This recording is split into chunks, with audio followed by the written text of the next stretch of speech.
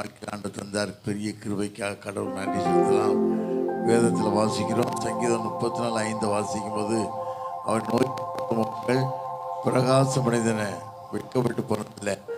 தூரத்தில் வரும்போதே அந்த கோபுரத்தை பார்க்கும்போது அவ்வளோ அருமையாக இருந்துச்சு.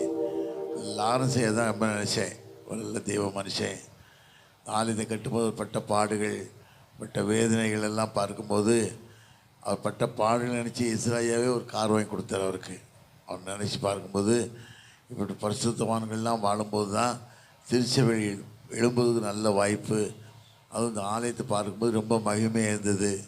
கர்த்தர் எல்லா கிருபையினாலும் நன்மையினாலும் முடிசூட்டி பாதுகாத்துக்கொள்ள வேண்டுமாய் வேண்டுகிறேன். அது மாத்திரமல்ல, எனக்கு சற்று சுகவீனமாக உள்ளது. நானும் ஹாஸ்பிட்டல் அட்மிட் ஆகி சில காரியங்கள் பண்ணி விரைகமாக இருந்தேன். அதனால் சண்டே காலில் சும்மா இருக்கக்கூடாதுங்கிறதுக்காக தான் தேவனுடைய ஆலயத்துக்கு போகணும் ஒரு வைராக்கியத்தில் நான் வந்தேன். அதனால் அதிக நேரம் பேச முடியாது, ஏதோ கொஞ்சம் நேரம். அதனால் கர்த்தர் உங்களை ஆஸ்வதிக்கட்டும், நன்மையை நடத்தட்டும். ஆண்டு வேண்டிய கிருபைன்னு தருவார்.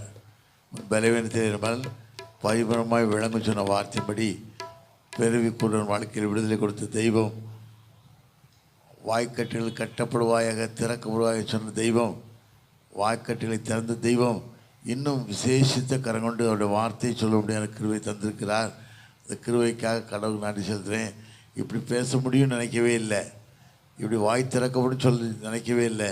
ஆனால் கடவுளுடைய கிருபை, இதை தாங்கிய கிருபை நினைக்கும் போது தான் ரொம்ப சந்தோஷமாக இருக்கும். ரொம்ப சந்தோஷம்.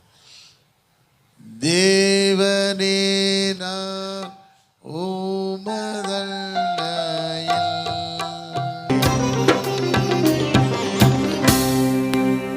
நல்ல தகப்பனே, இந்த காலை வேலைக்கா நன்றி ராஜா. திறக்கப்படுவாயாக சொல்லி கற்றோடு வாழ்ந்த மனுஷன் வாழ்க்கையில் விடுதலை கொடுத்தது மாத்திரமல்ல, நாமத்தை உயர்த்த கிருபை கொடுத்தீங்கப்பா. அந்த கிருபைக்கு நன்றி ராஜா. தொடர்ந்து காத்துக்கொள்ளுங்க. திருச்சபைக்கு வருகிறோம், திருச்சபை பிள்ளைகளுக்கு வருகிறோம் அப்பா. எல்லாரையும் காத்துக்கொள்ளுங்க, வழிநடத்துங்க, அடைய மறைத்து வெளிப்படுங்க. இயேசு இனிய நாமத்தில் ஜெயிக்க நல்ல பிதாவே, ஆமென். நான் கடந்த மாதம் பாம்பேக்கு ஒரு வேலையாக போயிருந்தேன். 22 பேராக இருந்திருந்தாங்க முற்றத்தில். அங்கே வந்து மாட்ரேட்டர், டெப்டி மாட்ரேட்டர், நிறைய பேர் வந்திருந்தாங்க. என்னுடைய தலைமையில் கல்யாணம் இருந்தது. ரொம்ப சந்தோஷமாக இருந்தது. எதிர்பாராத விஷயமா அதிகமாக சுகரில் சாப்பிட்டு இப்படி சில சிக்கல் கஷ்டமாயிட்டு உடனே பண்ண செய்யணும் தெரியும். வந்த உடனே வந்து அட்மிட் ஆகிட்டேன். ஆனால் இப்படி வருவேன், இப்படி பிழைப்பேன் நினைக்கவே இல்லை. இமைப்பொழுது உன்னை கைவிட்டேன், உருக்கமான இறக்கங்களால் நானும் சேர்த்து கொண்டேன் என்ற வார்த்தையின்படி ஆண்டவர் இமைப்பொழுது கைவிடுந்தாலும் உருக்கமான இறக்கத்தால் மீண்டும் ஒரு கிருபை ஆண்டு தந்திருக்கிறார். ஏன்னா யாருக்கு எப்போ மரணம்னு சொல்ல முடியல. 2-3 தினத்துக்கு முன்பாக ஒரு கணவன் மனைவி போய்கிட்டு இருக்காங்க. குழந்தை 2 வயசு குழந்தை கையில் இருக்குது. அந்த அம்மா 4 மாதம் கர்ப்பிணியாக வேறு இருக்காங்க. திடீர்னு சொல்லி அந்த அம்மா அந்த அவருக்கு ஐயாவுக்கு வந்து திடீர்னு கை இடது கை வராமல் போய் திடீர்னு கை வலிச்சதுன்னு சொல்லி வண்டியை கீழே விட்டு கீழே விழுந்துட்டாங்க. கீழே விழுந்து ஹாஸ்பிட்டலுக்கு போகிறாங்க. அங்கே ஹார்ட் அட்டாக் வந்து இறந்துட்டார். டக்கு ஒரு செகண்டில். நிலைமை நினச்சி பார்க்கும்போது 32 வயசு பெண். அது ஒரு குழந்தை கையில் இருக்குது, இன்னொரு குழந்தை வயிற்றில் இருக்குது. யார் இந்த நிலைமை, யார் இது அவங்க பார்ப்பாங்க, நினச்சே பார்க்க முடியல. இப்படி நிலைமை நினச்சி பார்க்கும்போது கடவுள் ஒவ்வொரு நிமிஷமும் நம்மை பாதுகாத்து வருகிறார்.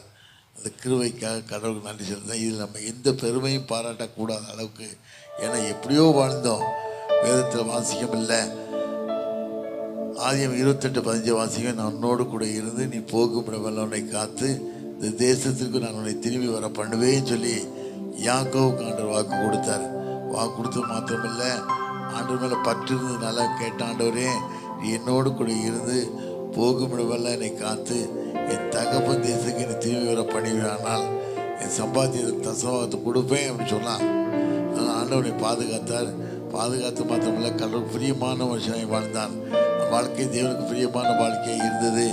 அதே போல் ஆண்டவருக்கு பிரியமாக வாழ்ந்ததுனால வேதத்தில் வாசியம் இல்லை, இந்த ஜனத்தை எனக்கென்று ஏற்படுத்தினேன், இவர்களின் துதியை சொல்லி வருவார்கள் என்ற வார்த்தையின்படி எவ்வளோ காரியத்துக்கு போல கடவுளுக்காக மகிமை கிருபை தந்திருக்கிறார்.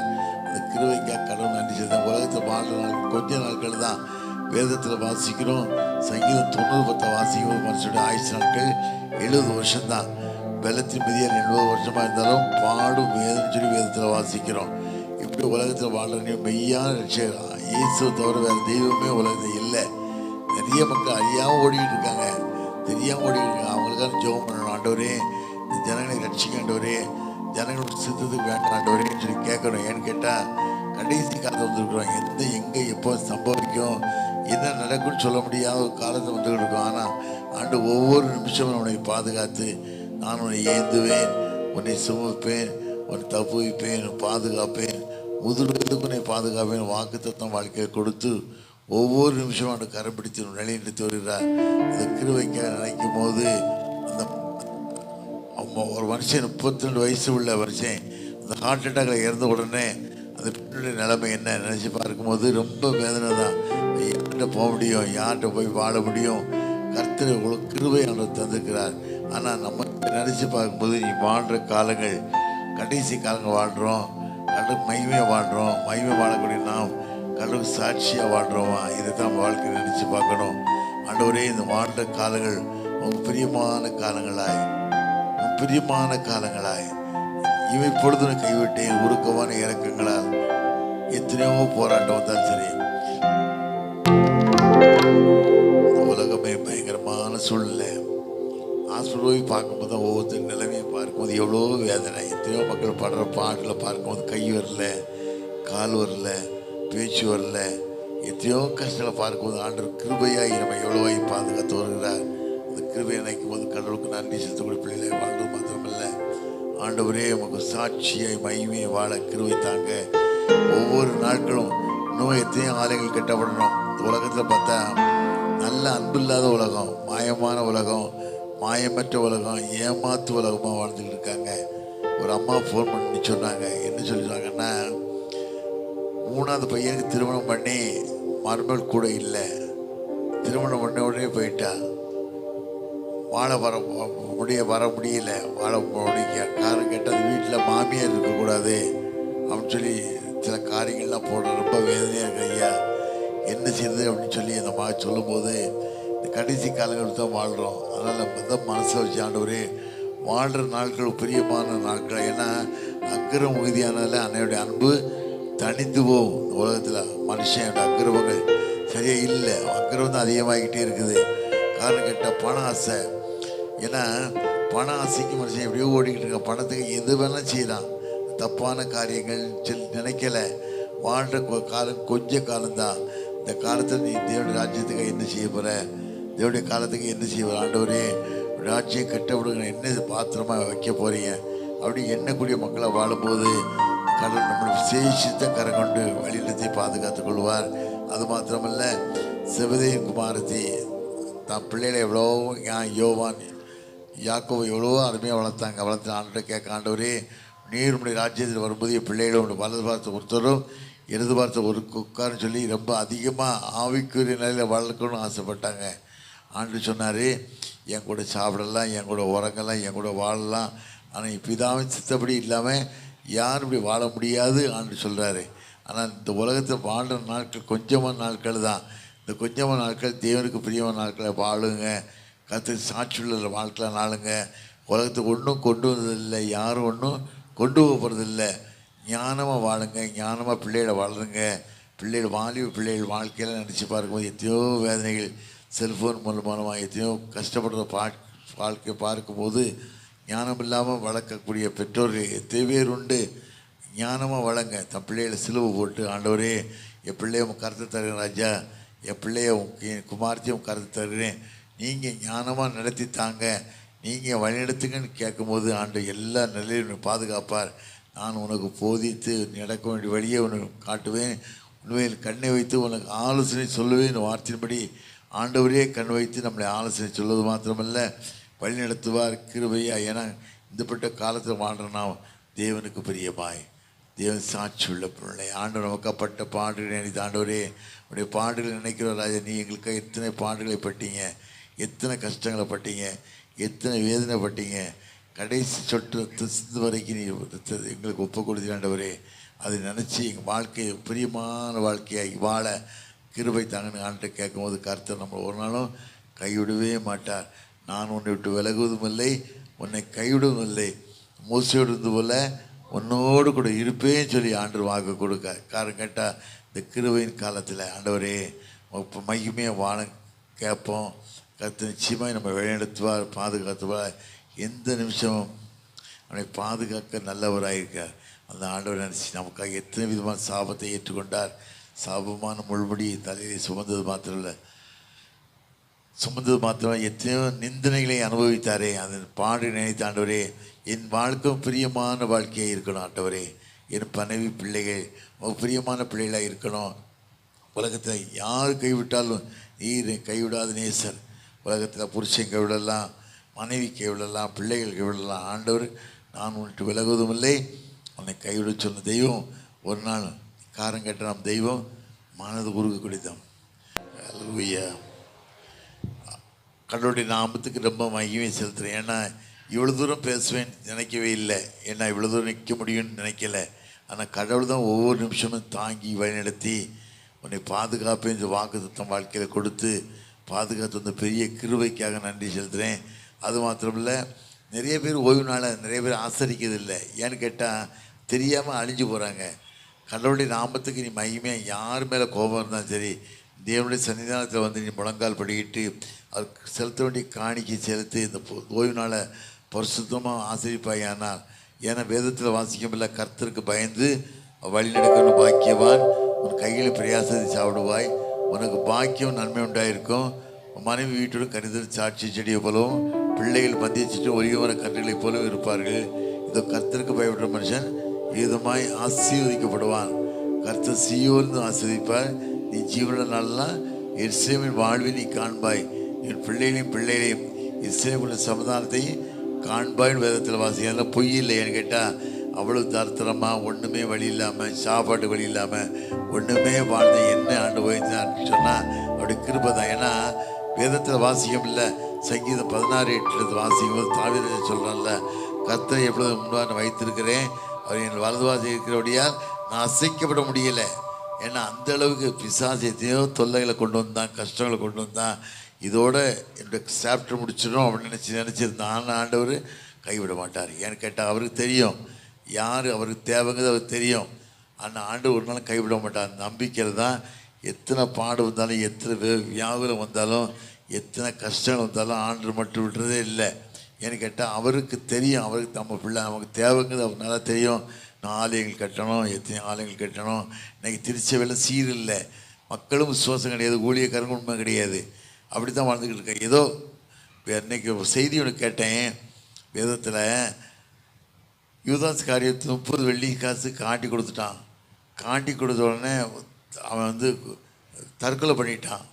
ஆனால் அவர் என்ன சொன்னார், தற்கொலை பண்ணது நல்ல மனசாட்சி கட்டுப்பட்டான். இன்றைக்கி நிறைய ஊழியக்காரங்களோ பேராயர்களோ தப்பு பண்ணிட்டு கூட அந்த தப்பை மனசு நினைக்கிறதில்லை, மீண்டும் மீண்டும் தப்பு பண்ணிக்கிட்டே இருக்காங்க அப்படின்னு சொன்னார். ரொம்ப வேதனையாக இருந்துச்சு, ரொம்ப சந்தோஷமாக இருந்துச்சு. கேட்டால் அவனுக்கு மனசாட்சி இருந்தது, கடவுளுக்கு உருவமாக பாவம் பண்ணிட்டோமே அப்படின்னு சொல்லி.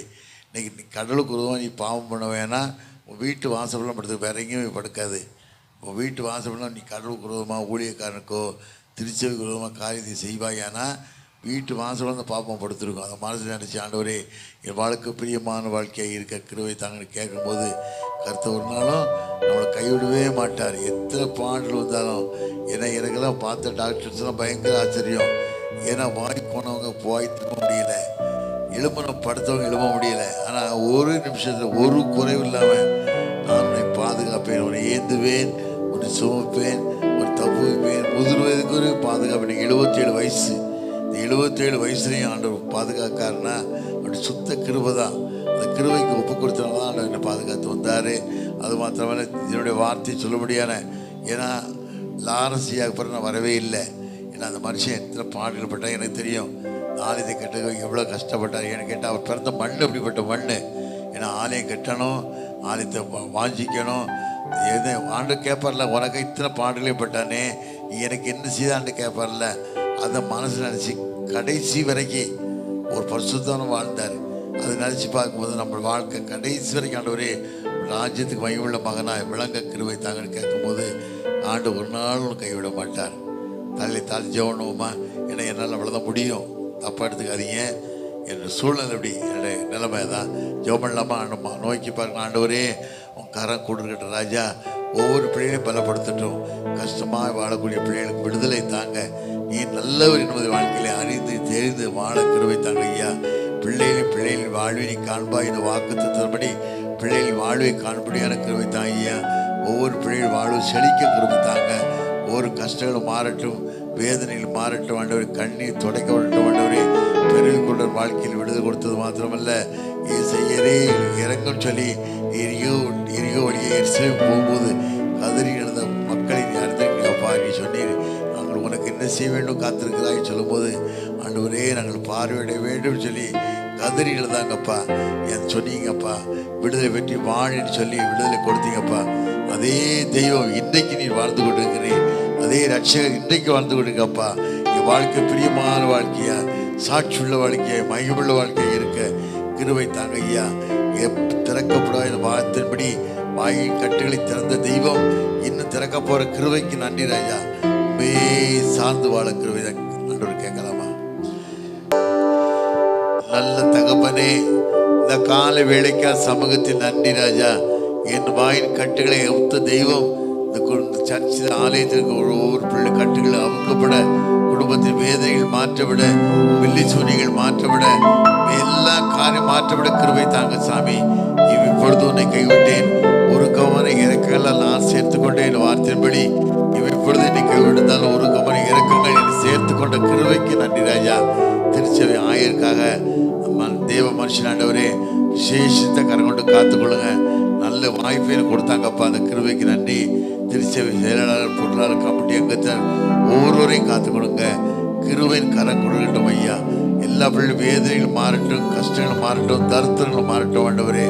இன்று முதல் நான் உன்னை ஆஸ்வதிப்பேன் என்ற வாக்குத்தான் நிறைவேற கிருபை தாங்க. தொடர்ந்து காத்துக்கொள்ளுங்க. இதே போல எத்தனையோ ஆலைகள் கட்டப்பட்டு நாம மகிமைப்பட கிருபை தாங்க. தெய்வமான சமாதான கிருபை ஒவ்வொரு பிள்ளைகளையும் தாங்கட்டும், வழி நடத்திட்டும், ஆஸ்வதிக்கட்டும். இந்த பிள்ளைக்கு கொடுக்கப்படுற காணிக்கை விசேஷத்தை கரண்டு ஆஸ்வதிங்க. நாமும் மகிமைப்பட, திருச்சி ஈசி ஊழியர்கள் வளர்க்கப்பட, அந்த பேராயுடைய வாழ்க்கை நீர் அர்ப்பணித்தது போல எங்கள் வாழ்வும் அர்ப்பணிக்கப்பட கிருபை தாங்க. மீதியான காரியத்தை பொருட்படுத்திக் கொள்ளுங்க. யார் எண்ணத்தை இழந்தார்களோ, இழந்து போனதை தேடவும், ரட்சிக்கவே வருஷமாக உலகத்தில் வந்தார் என்ற வார்த்தையின்படி எந்த காரியம் இழந்து போய் வாழுகிறார்களோ அந்த காரியம் பெரிய விடுதலை தந்து காத்துக்கொள்ளுங்க, மகிமைப்படுங்க. இயேசுவின் இனிய நாமத்தில் ஜெயம் இருக்கிறோம் நல்ல பிதாவே, ஆமென்.